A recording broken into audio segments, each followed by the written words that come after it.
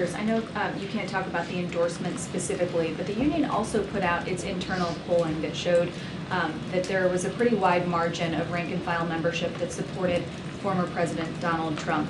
To what extent is that a referendum on the work of this administration?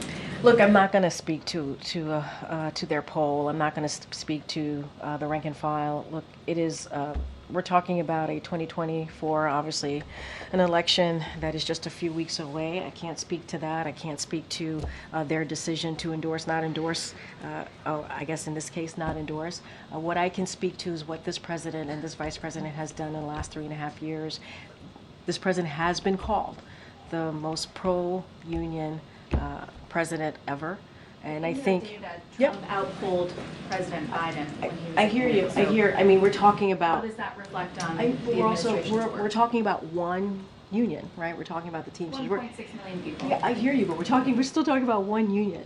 And I'm not going to go into their data. I'm not going to go into their polling. But what I will say is many other labor unions have said, and they've been very clear about what this president has been able to do. Thinking about manufacturing jobs, you're thinking about building an economy that leaves nobody behind.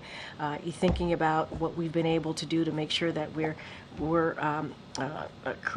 bringing back American jobs here.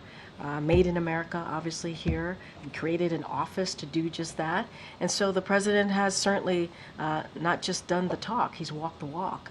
And I think there are many labor unions out there who have seen that from this administration. I'm not going to dive in or double down or get into a particular polling that's out there.